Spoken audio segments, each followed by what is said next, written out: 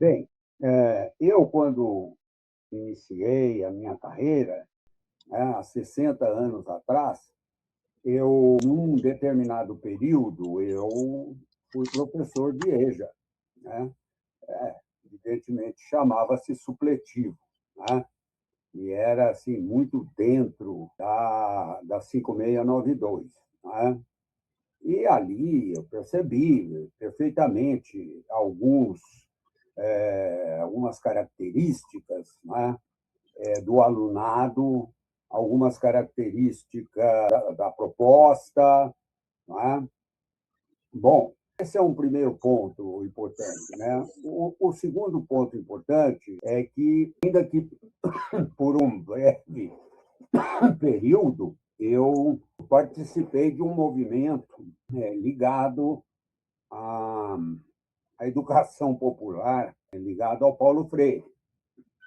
Então, eu vi um lado institucional formalizado, não é? Com suas limitações, mas também com suas possibilidades, e, do outro lado, não é? A proposta freiriana, que é realmente muito mais envolvente do ponto de vista das pessoas, ainda que não tenha, à época, não tivesse uma formalização. Tá?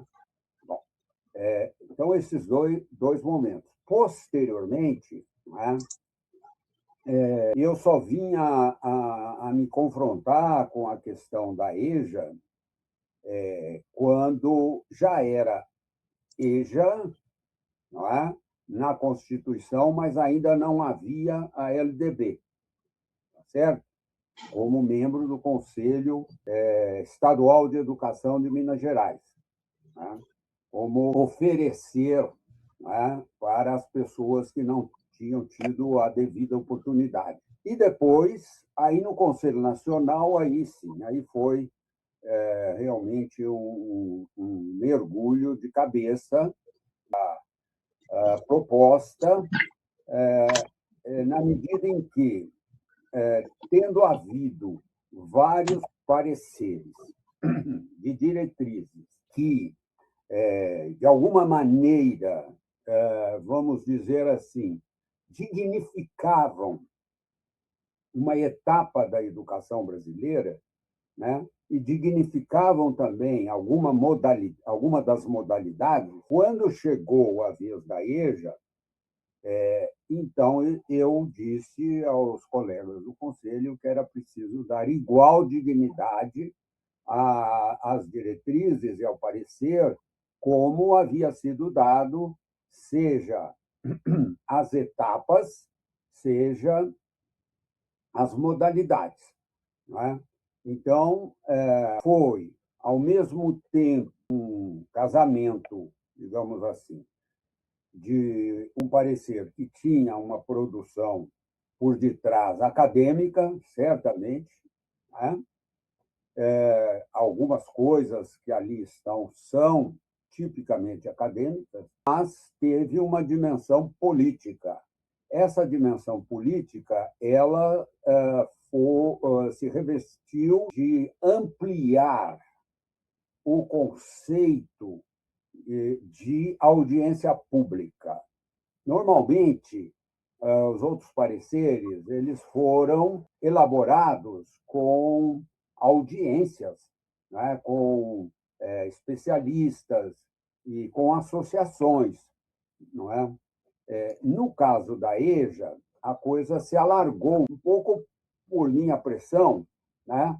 Mas, por exemplo, a audiência aos fóruns, né?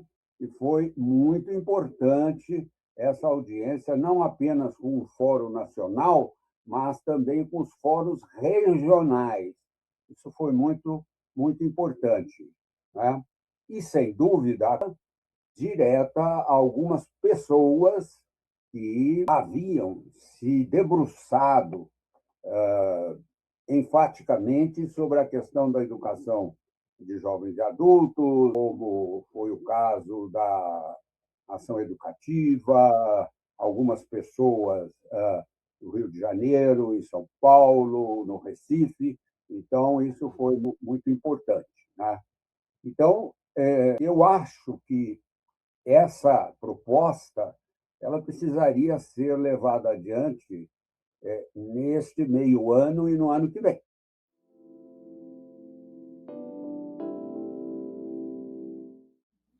Em primeiro lugar, eu acho que dever-se-ia peneirar aquelas diretrizes e dizer o seguinte: o que é essencial nessas diretrizes e que mereceriam continuidade. Tá? Por exemplo, eu vou dar um exemplo. Eu ali tipifico 3 funções. Eu ouvi críticas com relação à terceira função, entendeu?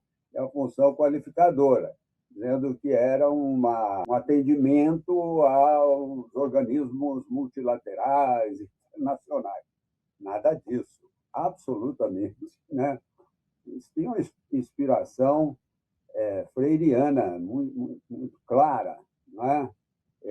Mas, evidentemente, eu não posso proibir que algum organismo internacional, até de boa vontade, como é o caso da Unesco, que é um pouco diferente de Banco Mundial e de FMI, eles propugnem para o mundo, né? E não só para o Brasil, uma educação permanente ao longo da vida, entende? Então, bom, eu estou dizendo isso, não é? Porque precisaria peneirar, né? Né? Essa é a primeira coisa. A segunda coisa, tem muita coisa ali que está, por exemplo, do ponto de vista estatístico e mesmo legal, está um tanto desatualizado. Né? Então, alguns dados que estão ali, eles refletem 25 anos atrás. Então, o que é que, nesses 25 anos, bodas de prata, o que é que a EJA avançou ou não? Então, em 2000, havia uma tramitação de um Plano Nacional de Educação, em 2011, né? E tinha um capítulo só de EJA. Evidentemente, eu não era, vamos dizer assim, adivinho para saber o que seria aquele capítulo. Né? A mesma coisa depois o Plano Nacional 1424. Né? Tá? Bem, isso, então, do ponto de vista propriamente do conteúdo. Né? Algumas coisas ali eu procurei deixar da forma mais clara possível, por exemplo, a saída da proporcionalidade, né, da equidade, foram todas. Bom, o que é que avançou ou não em relação a. Ou qual conceito novo poderia ser incorporado. Né? Neste sentido, eu vejo que se deva, vamos dizer assim, fazer um estado da arte do que a produção acadêmica gerou a esse respeito. O que a produção acadêmica gerou? Mesmo que seja um levantamento desses, tipo Cielo, não é? Ou do banco de teses da CAPES, né? Nem que seja isso, entendeu? Para mostrar que houve uma produção. Né? Fez a própria Amped, né, professor? Exato, o GT da Amped, né? Esse tipo de coisa. Né? Acho que seria muito, muito importante esse tipo de coisa. Bom, no meio, entre 2015, eu fui chamado para uma nova rodada. Né? E tem um parecer que expressa, inclusive, o relatório que eu fiz, né, naquela época, está lá no Conselho. Qual era a problemática? Né? A problemática continuava a ser aquela de sempre, né? A questão das idades com relação à educação de jovens e adultos formal, né? A avaliação em processo e presencial. Né? essa questão parece que ela não voltou mais, mas, de qualquer maneira, ela hoje está tipificada na legislação. Então, não dá para mexer nesse tipo de coisa, a menos que o Congresso, etc. Bom, que mais? Aí entram coisas novas, me parece, algumas coisas novas que eu entendo serem importantes. Não é? A primeira delas bom, eu vou falar que é crítica, né? A crítica à tendência a tomar a EAD, perdão, a EJA, quase que exclusivamente à luz da EAD. Né? Então, me parece que isso é voltar a uma secundarização da educação de jovens e adultos. E aí, certamente, é uma questão muito ligada às secretarias estaduais, né, de educação. Então, essa questão, me parece, que é algo que, à época, foi posto, mas de uma forma muito abrangente, muito geral. Né? Insistia-se muito, à época, que a EJA fosse presencial com avaliação em processo. Tá? O que hoje, por conta, não é, de determinadas orientações e interpretações um tanto equivocadas a respeito da EJA, né, levaram governos estaduais a praticamente ou jogar para o noturno, né, ou então a fazer a oferta predominantemente através da EAD. E aí entraria a questão dessa ligação com as licenciaturas agora, né, em que o Ministério não ficou somente com presencial e EAD assíncrona, mas colocou uma intermédia entre presencial com uma certa porcentagem, proporcionalidade de síncrona. Né? É claro, isso tem a ver com algo que o Plano Nacional não deu conta, quer dizer, dotar as escolas todas de internet de alta velocidade, computadores em profusão para os estudantes e tal. Pois bem. Bom, então esse é um ponto que eu vejo. O segundo ponto que eu vejo é o cruzamento da EJA com outras modalidades. Tá? Então, uma maior clareza com relação da EJA e educação profissional. Tá? A EJA não tem finalidade profissional nem profissionalizante. A EJA é formação para a emancipação do sujeito. Agora, nós não podemos ignorar que boa parte dos que procuram a EJA, ou podem procurar a EJA, são pessoas que estão inseridas no mundo do trabalho. Esta ligação, que lá também foi feita de uma forma geral, né? Eu acho que ela precisaria ser melhor tipificada, a modalidade profissional. Né? A outra modalidade que eu vejo como importante é o cruzamento da EJA com a ainda assim chamada na legislação educação especial. Tem havido pessoas em situação de deficiência que têm procurado a EJA. E isso há que se referir. Né? E o que ali ficou, na verdade, num rodapé, que é a EJA e o sistema prisional. Tá? Bom, então, eu vejo essas essas 4 questões, né?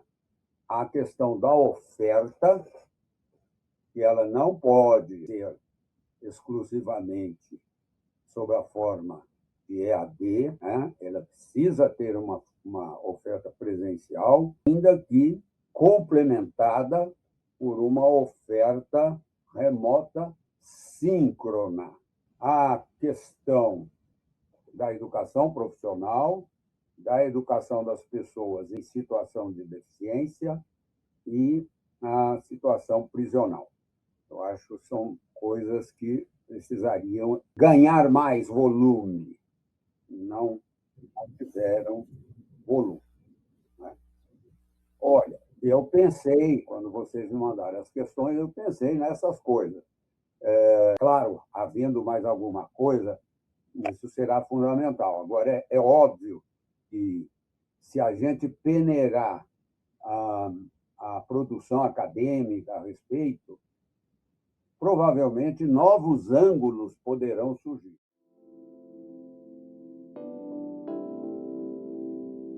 É muito importante, né, que o parecer, né, ele tenha solidez, tenha uma boa fundamentação, tenha dados, né, e trabalhe algo com que eu tenho trabalhado ultimamente, e que no parecer eu apenas citei, de relance não, foi citado, né? Mas eu ultimamente tenho batido muito no inciso 3º e no inciso 4º do artigo 3º da Constituição, porque me parece que ali está uma das bases pelas quais a gente necessita apontar o caminho da superação dessas estatísticas que a Cláudia vem de dizer. Entendeu? Ali está muito claro, não é?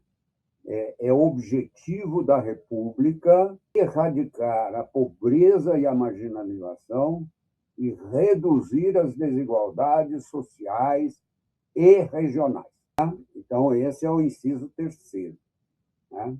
Então, eu creio que esse é um dos fundamentos da EJA, coisa que eu só recentemente vim trabalhar mais profundamente a esse respeito. E o 4º inciso, ele diz, olha, trata-se de encontrar os caminhos para o bem de todos, sem preconceitos, e aí diz quais, né? E sem discriminação de qualquer espécie. Bom, neste período, nós tivemos alguns avanços do ponto de vista da legislação. Né? Nós tivemos um Estatuto do Jovem, coisa que em 2000 não havia, tá certo? Nós tivemos o Estatuto do Idoso, eu sou um homem de 80 anos, né? Estatuto do Idoso. Né?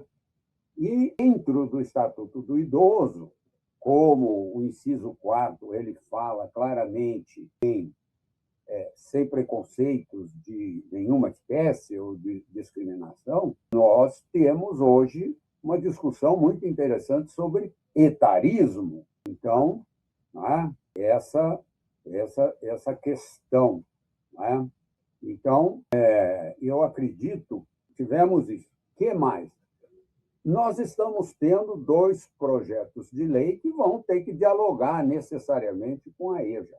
Eu não sei se é bom levar adiante esses 2 projetos com o atual Congresso, porque talvez seja abrir a caixinha de Pandora, que são um PNE, que é obrigatório, né? O risco é muito grande, né, de haver regressão, às vezes, de avanço, e o projeto do Sistema Nacional de Educação, CNE.